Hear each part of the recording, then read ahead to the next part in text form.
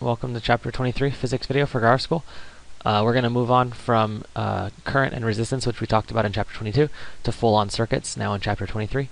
So we're going to learn about series circuits, parallel circuits, and then a little bit more complex circuits that have a combination of series and parallel. Alright, first is just a reminder. We've already seen this slide in previous lecture, but I want to remind you of the elements that go into a circuit diagram when you're drawing the picture. Battery is going to be one long line and one short line. Remember, the long side is the positive and the short side is the negative. Resistors is this jaggedy line. Sometimes I draw a straight line and I draw the jagged through it instead of just because it's easier. That's fine as well. A light bulb is a resistor, so sometimes I draw my light bulbs as a resistor. Just be aware, as long as you label it R sub light, then it's clear that it's a light bulb. Switch like this, capacitor like this. So anyway, this is just a quick review of the symbols. Alright, let's check our understanding. We've got to translate this picture into a circuit diagram and just see if we can kind of visualize what it physically looks like and then what the diagram is going to look like. So this is a battery right here. This is a resistor, and this is two capacitors. So you can see from the positive side of the battery, you have two different lines coming to the two capacitors. So here, from the top side of the battery, you have one line coming out here and the other line coming out here to the two capacitors. After the two capacitors, you rejoin back together. So the two capacitors rejoin back together. They hit a resistor, there's our resistor, there's our resistor, and then you go back into the battery, back in the battery. So option A is the correct option. This one and this one. This one is all in series, so there would have been no branch. This one does have the branch, but it puts the resistor and the capacitor together on a branch instead of the two capacitors together on the branch. Okay, practice question. This is also a little bit of review from what we've done before. If you have a diagram as shown below, what is the voltage drop across the 200 ohm resistor? Okay, so we're trying to find the voltage drop across, so the difference between here and here. And if you remember, the voltage drop across the resistor is given by Ohm's law, which is V equals IR. So in order to figure this problem out, we're going to have to find out the current and the resistance. We know the resistance is 200, but we don't know the current going through it. So to figure out the current, first we have to figure out this current, I equals. Now, if you have 2.5 coming in, at this junction you have 2.5 coming in. Coming out this way, you have 1.5. So coming out this way, because the total current in has to equal the total current out, we know there has to be 1 amp coming out. So therefore, the voltage drop across this resistor is the current, which is 1 amp, times the resistance, which is 200 ohms. And it's very easy to see the voltage drop is 200 volts. Okay. Alright, so we'll just jump straight into it. How do you simplify a complex circuit? So a lot of times in the real situation, unless you're talking about a simple like a flashlight or a light bulb in a lamp, there's going to be a lot more going on than just one battery and one resistor. And so in order to figure out how much current is flowing and where the current is going and how much voltage is lost in different elements and how much energy is then used up by different circuit elements, you need to be able to simplify what you have and find out what's called the total resistance or the equivalent resistance. And so the way that we do that is by piece breaking the circuit down into series or parallel connections. So series means all in a row, and well, I'll define these terms in the next couple of slides. But we have to decide whether the resistors are connected in series or in parallel, and then we're going to have a different equation that we use based on which it is. But eventually, you take something complex and you break it down into something simple, and at the end, your simple circuit will always look like this. You've got a battery, and you've got R total, and then you've got, so this is V battery, and then you've got I total coming out. And so this R total is a symbolic representation of the entire complex circuit. It's equivalent to just this one resistor. And that gets you the total current. And then once you see picture, it will make more sense. But once you've got it all simplified, then you just use Ohm's law, V equals IR, on the whole circuit as one. Okay, so let's start with the basics, and we'll build our way up from there. Series resistors is when two things are connected end to end, so that the end of one connects directly to the beginning of the next, so that any current coming out of the first one has to go into the second one. So the kind of physicsy definition of series circuit elements is that they have to have the same current going through them. So whatever current goes into one and out of it will go into and out of the next one. So if you have a circuit like this, the way that the total resistance adds up is simply by adding the first one to the second one, and there could be 3 or 4 or 5 or as many as you want. So you literally just add these together. To prove that, we can prove it very simply using Ohm's law. So the voltage drop on this guy is the current times the resistance. The voltage drop on this guy is the current times the resistance. But since they both have the same current, you can factor out I2 and I1 are equal to each other. So you can factor that out, and you're left with the voltage equals current times R1 plus R2. So the total has to be R1 plus R2. Another way to visualize this is, remember I gave you a formula earlier. Resistance equals resistivity times length divided by area. Well, if you think of these two guys, if you plug two resistors end to end, you're increasing the length. And so if you increase the length, you're linearly increasing the resistance. So you just add up the two lengths together and you get the new resistance. So that should make sense. The key is that all things in series have the same resistance and they're connected end to end. So you can combine these two together into one new one that has the equivalent value. Okay. The other way that things can be connected is in parallel. The formula is a little bit more complex, and let's show why that's the case. So in parallel, all elements have the same voltage. The reason they all have the same voltage is because each one is connected directly to the battery. So this resistance is connected directly to the battery, independent of what's over here. And this one is connected directly to the battery, independent of what's on this branch. So each of the two branches is almost acting kind of separately from the other one. So each one is connected to the battery, each one has the voltage of the battery. This little E right here is actually voltage of the battery. The little cursive E stands for EMF, which is another thing that is used to represent voltages. We'll talk about that in chapter 24. So anyway, the current coming in here has to split. Some is going to go this way and some is going to go this way. And so because the total current out, which is this one and this one combined, has to equal the total current coming in, we can say that the total current is equal to I1 plus I2. And then we can plug in V over R, because if you solve V equals IR for I, you get V over R. So I1 is V over R1, I2 is V over R2. And then you can factor out the V, and you're left with 1 over R1 plus 1 over R2 equals total current. And so if you solve for R total, you get this formula right here. R total, or R equivalent, is 1 over R1 plus 1 over R2. This little negative 1 up here is really, really important, and for some reason people leave it off a lot. So make sure that after you add up all the inverses, you flip the fraction back over. That's really important. So there's going to be some kind of conceptual results and effects of this series or parallel connections, and I've got a YouTube video that will kind of help explain that. So let's go watch that. So this guy's pretty cool. If you haven't ever heard of him, Bozeman Biology, he has a lot of YouTube videos, and they're quite good actually. I think his explanations are really good. So I'm just going to play the entire video. It's about 7 minutes. You can also go to his website, or just go to YouTube and do Bozeman Biology if you want to see some of his other stuff.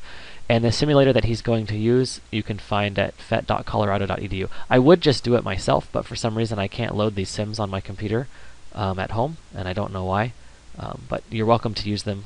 There are actually a lot of different sims, and they all work pretty cool. So here goes. After the video, I will try to explain a little bit about how he used terminology that I disagree with. But just watch it and hopefully make some sense of it.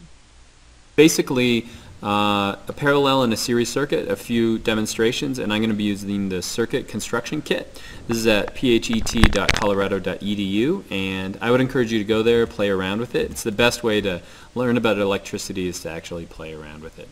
Okay, so right here we've got two different loops. This one is so this would be a battery right here. It's a 9-volt battery. This is an ammeter, which is going to measure the amps. We've then got wires connected to a light bulb, back to a switch, and then back to the battery again. And so this would be a series circuit, because electricity is going to flow in this direction through the battery and then back, through the bulb and then back again. And so when I turn it on, we can see that electrons are flowing, we've got 0.9 amps, and then it's running through a light bulb. And so these rays around the outside of the light bulb show you how much light is being given off from that. And so the first thing I'd like to do, let me turn that off for just a second, so let me open that circuit for a second, is kind of get a sense for how much electricity is coming out, or how much current is flowing through there, and how much light are we getting off of that. And now I'm going to add another light bulb, and I'm going to put it in series. So let me add another light bulb here, and I have to break this, split the junction, and let me connect to both sides of that. And let me move it down so it looks a little better. Okay, so now we've got two light bulbs. We've got the same battery. You kind of remember how much light we were getting at it before, and you remember the speed. And so let's turn this one on now. Okay, so in a series circuit, what we have now is those two bulbs are not as bright. And the reason why, and if you remember how much speed we were getting, or how much current we were getting, remember it was 0.9 amps. And so in a series circuit, if we add more resistance, we're going to decrease the amount of current. And as a result, we're going to have dimmer light bulbs. And so the current is going to be the same through every component in a series circuit. And so the other thing about a series circuit is, let me try, let me remove this. So let me split the junction. Okay, so when I split the junction there, I cut that wire, and so it wasn't connected anymore, and so both bulbs went out. And so the two things that you should learn, number one, is that in a series circuit, all of them have to be working for current to flow. And the second thing is that they all have the same amount of current. Volts is another thing, and so let's add a voltmeter as well. So if we add a voltmeter, this is a 9-volt battery. If we look on either side of the light bulb, we'll find that the volts are 9 volts. If I move this lead over here, this electrode over here, we find that it's 4.5 volts. And then if I shift both of them to this side of that light bulb, it's 4.5 as well. And so the sum of the volt, or the voltage drop between the two components in that, are going to equal the volts that we have for the whole thing. So it's 9 volts, but then each of those bulbs, it's going to be a drop of 4.5 volts. So we have 9 volts, and then we have 0 volts when we get to the other side. So let's get rid of that voltmeter, and let me turn this one off. And so let's return that for a second. So get a sense of how much light we're getting from these two light bulbs, and we have 0.45 amps. And now we're going to look down here at a parallel circuit. And so a parallel circuit, there are two parallel pathways. In other words, there's a wire that goes through this bulb and a wire that goes through this bulb. And so when I turn this on, there's a clear difference between the two. And the first time I saw this, it was totally confusing to me. In other words, these two light bulbs are as bright as that one light bulb was before, when it wasn't in series. And so the first thing that should stand out to you is that these two bulbs are as bright as that one bulb when it was before it was hooked up in series. And so another thing that's happening is that we actually have way more amps moving through this, and so you can see that the electrons are moving more quickly. And so the difference between a series circuit and a parallel circuit is that the current is actually increased. Remember when we had, let's go back and remove this and just connect it together. So remember here we had 0.9 amps for one light bulb, but here we now have 1.8 amps. In other words, the electricity is actually flowing faster. Why is that? Well, here there is the current of this thread, and there's the current of this branch, and the two currents together are going to sum up to this this current. And so before, when we were saying the voltage drop in each of those sums up to the voltage of the battery, well, in a parallel circuit, those two pathways, in other words, those two currents, are going to sum up to the current of that whole the whole branch. Another thing that happens in a parallel circuit, let's kind of remove this light bulb. And so remember when I removed a series light bulb, the whole thing went out. But in a parallel circuit, when I remove one of those light bulbs, the other one keeps moving. Now you should have seen that when I removed that light bulb, the amps dropped down to 0.9, but and electricity isn't flowing through this side. But by hooking it up this way, we've now got electricity or a path for electricity to go. When I was a kid, I remember we had a string of light bulbs that were hooked up in series, and it was the most annoying light bulb strand that you could have for Christmas lights, because if you ever had one bulb go out on a series circuit, then the whole thing was broken all the way down. So you had to search through that string of lights until you found the one that was burnt out. Now they use parallel circuits, and the reason they do that is you don't get that drop in current with each bulb, and the other thing is that you can have a break in one of the bulbs and the other ones are all going to work. And so that's kind of an introduction to series and parallel circuits. Remember, in a series circuit, the current is going to be the same through every part of that loop. But in a parallel circuit, it's going to be the sum of the two will be the sum of the current through the whole of the circuit. And the voltage drop, if we add our voltmeter, in a parallel circuit, it's going to be the same along each thread. So remember, this would be a 9 volt on this pathway, but it's also going to be a 9 volt on this pathway.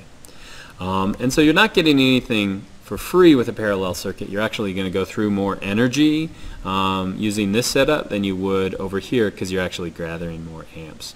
So that's parallel and that's series circuit, and I hope that's helpful. Alrighty, welcome back to me. So I hope that video was helpful and explained kind of the difference between the two types of circuits and the common characteristics of them. The one edit that I want to make to what he said is he kept referring to the amps going around a circuit and the volts on a resistor, and amps and volts are the unit, but what you actually want to say is current and voltage. So it's the current traveling through the circuit, not the amps traveling through the circuit.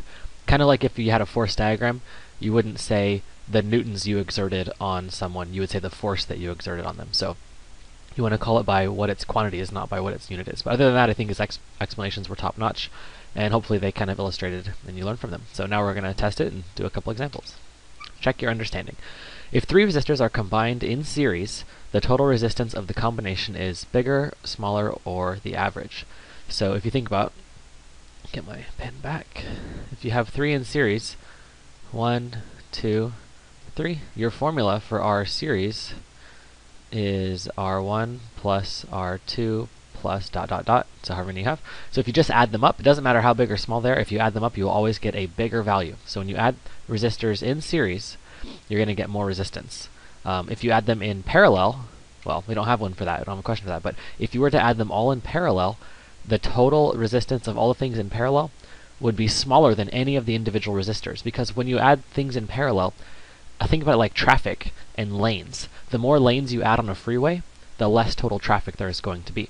So the different branches of your parallel circuit are all lanes that the electrons can flow through. The more options you give it, the less resistance there's going to be, because there's so many different pathways that they can flow through. Okay, another check your understanding. How are these two bulbs connected? Okay, the current comes out here through the first one, out of the first one, into the second one, out the second one, and back together. That is in series. So you can't use geometry to figure out if something is series or parallel. You have to use the electronic configuration. Let me give you an example.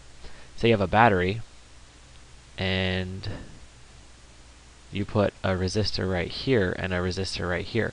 I mean, these two resistors, geometrically, they are parallel to each other, but electronically, they are still connected in series. So both of these are series.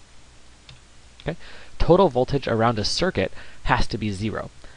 If you start at any given point, say this corner, and you go all the way around the entire loop, because you got back to the same place you started from, your voltage at the end has to equal your voltage at the beginning. This is kind of like with height. Remember, voltage is the analogy to height. If you start at a certain place on a mountain, and you climb up and down the ravines and valleys, and then you come back and you end at the same place that you started, your height at the end has to equal your height at the beginning. So the same thing is the analogy for voltage. So when you go through a battery, you gain voltage.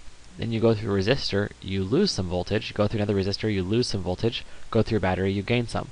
So the total gained by the batteries has to equal the total lost in the resistors. And this should also make sense because if you remember, the energy, the energy, potential energy, is related to the change in voltage. Put a delta here and a delta here. So if your change in voltage is 0, your change in energy is 0. So whatever energy you gain by the battery you lose in the light bulb. And that's essentially the whole purpose, is to take energy and transfer it from the battery into the light bulb or into whatever device you've plugged in. So, I mean, it's good that this happens because that's the whole point. Okay, let's talk about brightness of a bulb real quick. The brightness of the bulb we learned in the last chapter is given by the power formula. And we've got I times V, or I squared R, or V squared over R. Any of these three equations will work. So let's look at how the different resistances affect the different brightnesses. If we hook up a 5 ohm light bulb or a 10 ohm light bulb, which one will be brighter? So we've got V equals IR. Okay, if the battery has a constant voltage, okay, then the more resistance you put, the less current you're going to get. Okay, and so the formula that you can use that's best here is the resistance, you know, is 5 or 10. The voltage of your battery doesn't change. Depending on what light bulb you hook up, the voltage of your battery doesn't change. So if you have V squared over R, let me write it like this so R is clearly in the denominator. If you put a bigger resistor in the denominator, you divide by a bigger number, you're going to get a smaller answer out. So the 5 ohm resistor is going to be brighter because it has less resistance. It allows more current through. And you've got I squared times R. So the resistance is smaller, but the current is bigger, and because you're squaring that bigger number, the overall result is that you have more power dissipated. So if you want something to have a lot of power, you probably want to connect a small resistor. And so if you look at devices, for example, in your house that use a lot of power, they're going to have low resistance, and things that want to use only a little bit of power are going to have really high resistances, because that way hardly any current will flow. Okay, a couple more sample questions. Suppose you've got a current of 1 amp going through the circuit. So you've got 1 amp, and let's label that I. What is the resistance of the unknown circuit element right here? There's a lot of different ways you can figure this out. You can figure out the voltage drop here, and then figure out how much voltage drop has to be here, because you know if you gain 9 volts in the battery, you have to lose 9 volts all the way around. So let's try doing it that way first. The voltage drop here is V equals IR. So current is 1 amp, resistance is 3, so this is 3 volts. Over here we've got 2.5 ohms times 1 amp, so that's 2.5 volts. So if we gain 9, then we lost 3, then we lost 2.5, we've got 3.5 volts left. This has to be 3.5 volts. And if we have V equals IR, voltage is 3.5, current is 1, so resistance has to equal 3.5 ohms. So that's one way to do it. The other way to do it is to look at the total. So you have V equals I total, R total. Okay, the total voltage is 9 volts. The total current is 1 amp. So therefore, the total resistance has to equal 9 ohms. So resistance equals 9 ohms. Again, I'm still working with this problem. Resistance is 9 ohms, R total. And because these three resistors are all connected in series, you just add them up. So you can do 3 plus 2.5 plus R equals 9. Sorry, I'm running out of space. 3 plus 2.5 plus R equals 9. And then you get that R equals 3.5 ohms. So no matter whether you do it by looking at the total resistance of the circuit, or you go voltage on each one having to add up to the total voltage, you'll get 3.5 ohms as the resistor. And I know this is probably a simple example and you see it and you're like, oh, this is a piece of cake. But I want to illustrate the principle here, because no matter how complex the numbers get, the principle will always be the same. Okay, how about this one? What is the current out of this battery? Well, you've got 3 resistors connected in parallel. They're in parallel not because they're geometrically in parallel, but because the current here out of the battery, it splits. Some goes this way, some goes this way, and some goes this way. And then they all recombine and flow back into the battery. So because there's a branch point here and the current splits off in different directions, there's a branch point here and the current splits off in different directions, all 3 are independently connected to the battery. So you could find the current through the first branch, second branch, and third branch, and then add them all up to get the total. Or you could combine all the resistors together into one equivalent resistance and then find the total current. again, I'll do it both ways. So if you first just look at this first branch, it's got a resistance of 15 ohms and a voltage of 5 volts. So if you use V equals IR, if you plug in 5 right here, times the current in the first branch, times the resistance of the first branch, which is 15, you can see that the current in the first branch is 5 over 15, which is 1/3 of an amp. Okay, and there's 3 branches, and all 3 are equal, so therefore your total, I total, is 1/3 plus 1/3 plus 1/3, which is 1 amp. Okay, so that's one way to do it, where you look at each one individually and then add them all up. But probably the better way to do it is to get the R equivalent, or R total. So to get the R total for things that are in parallel, it's 1 over R1 plus 1 over R2 plus 1 over R3, etc., all to the negative 1 power. So we got 1 over 15 plus 1 over 15 plus 1 over 15, all raised to the negative 1 power. So 1/15 plus 1/15 plus 1/15 is 3/15, all raised to the negative 1 power, which means just flip it over. Negative 1 power just means flip it. So your R total is 15 divided by 3, which is 5 ohms. R total. And now you can see that if you connect a 5-volt battery to a 5-ohm resistor, you expect to get out 1 amp. So it matches both ways, depending on which way makes more sense in your head. Either way is fine with me. Okay, some more examples. What is the equivalent resistance of the following circuit? So now we're finally getting to a more complex circuit. It doesn't actually show the battery being connected, but just assume there's one here. You can always do circuit analysis without knowing the rest of the circuit. You can still reduce and simplify what you have, irregardless of what's connected. So if we start here, you think, oh my god, this is a lot of stuff. Like this guy, this guy, and this guy, you might think, oh, those are all in series. That might be your first thought. But actually they're not, because the current coming out of here, it actually splits right here. So these two guys are not in series. And the current coming out of this guy, it actually splits right here. So these are not in series. Okay, are these guys in parallel? Well, the bottoms are both connected and then branch off this way, but the tops are not connected because there's this resistor in the way. So these guys are not in parallel. So again, what the hell? I mean, is nothing connected? No. So eventually you can find that this guy and this guy are in series. Okay, the way that I can tell that they're in series is because whatever current comes out of this guy goes directly into this guy. So these two guys combined in series equals 10 ohms plus 5 ohms, which is 15 ohms. Okay, now these two guys combined is now one equivalent resistance. So this whole branch here of 15 ohms total, and this branch here, which is 15 ohms.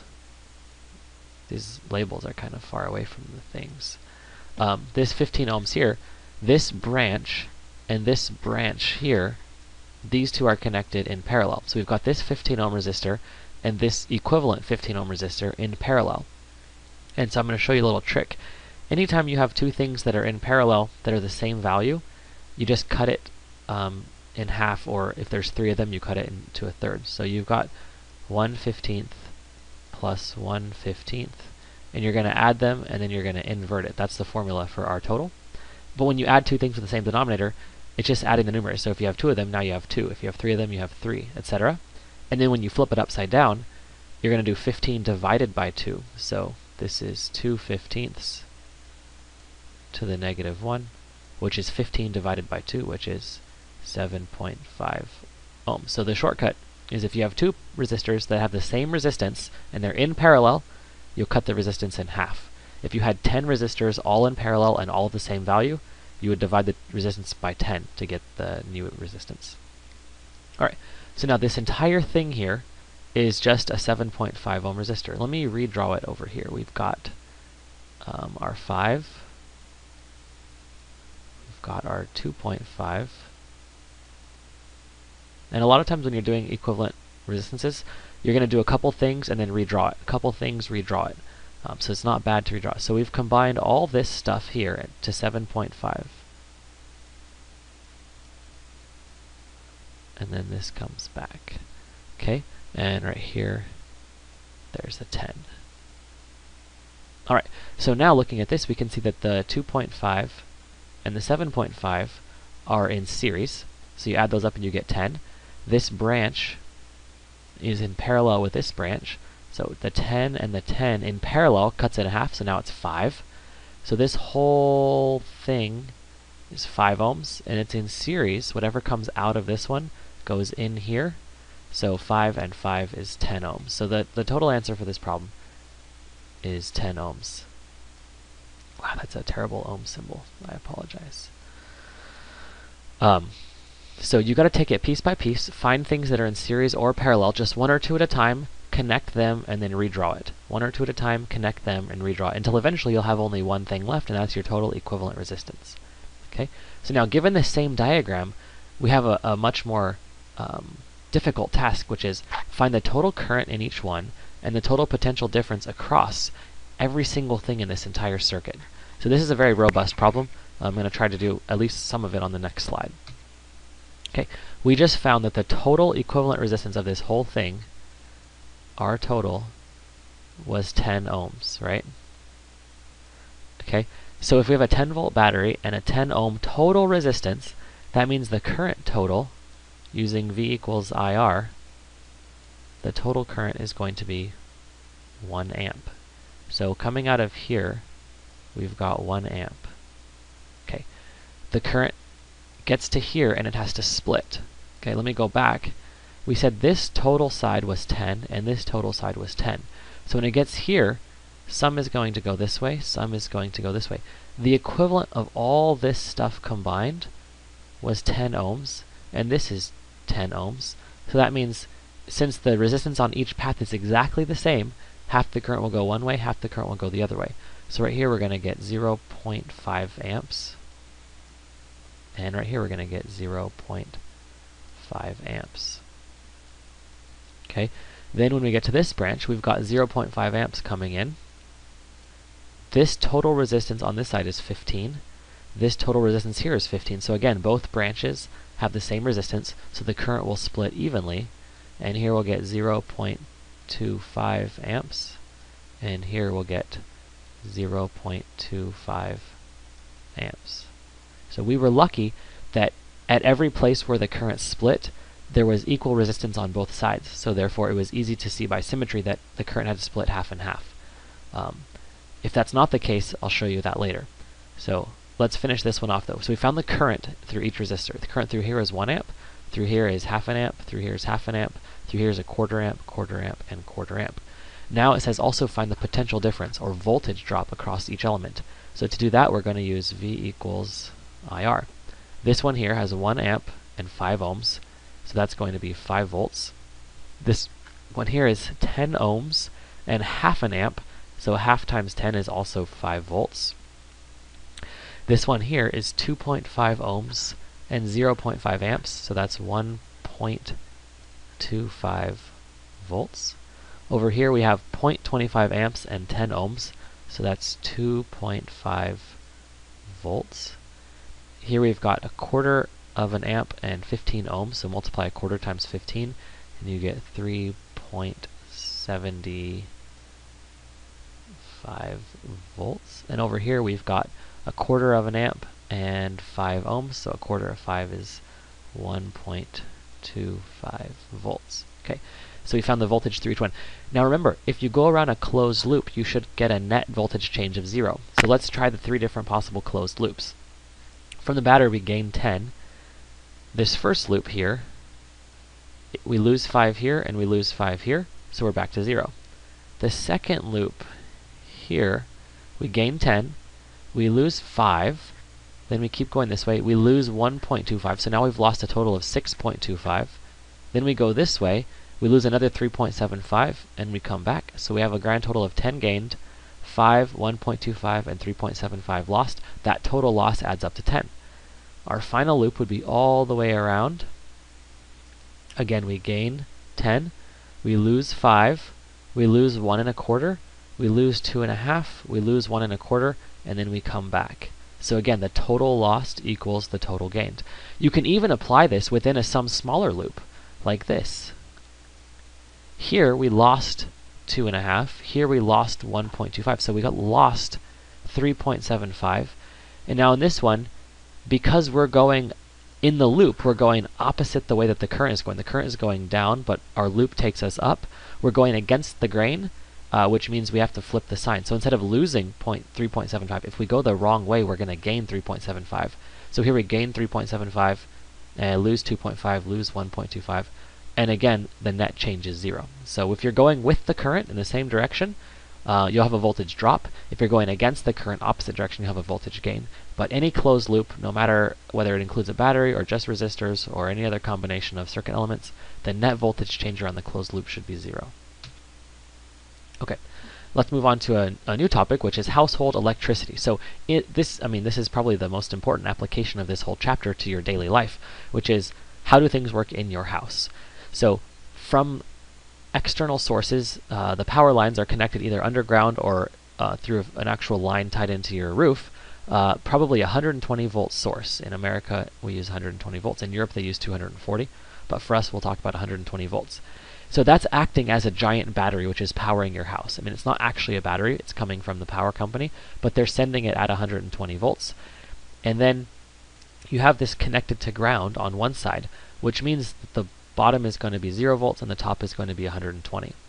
Then all the different outlets in your house can be connected to this. Now, typically, you have different circuit breakers that take you to different areas. So each area of your house will have its own circuit with its own circuit breaker, but ultimately everything in your house is connected parallel to the voltage source. So every single socket outlet in your house is connected back to the 120 volt source. So all the sockets in your house are 120 volts. And then there will be 2 or 3 different sockets, maybe an entire room, however many sockets you have in that room, on what's called a circuit breaker. So this is called a circuit breaker. The 15 amps is telling you the max amount of current that can flow. So you don't want to accidentally burn your house down. And these wires, if you have a lot of current flowing through them, they'll get hotter and hotter and hotter, and they can catch fire if they're next to something flammable. So if you plug in too many things into all of these outlets, the total current, each one may not be drawing very much, but the total, because they're in parallel, 1, 2, 3, because they're in parallel, the total being drawn over here might be too much. And so you have a circuit breaker which measures the current, and then if the current gets too high, it opens a switch, which then you have to go press the little button on the little, on some of your outlets, there'll be a little red or black button that you press to reset it, or you have to go to the circuit breaker in your house and manually reset the switch. And the purpose of that is to keep you safe. So each of these outlets in your house is connected in parallel, that's important, and the total current drawn by adding all of these up has to be below some certain threshold, which is determined by what size of wire they're using and the safety standards for your house.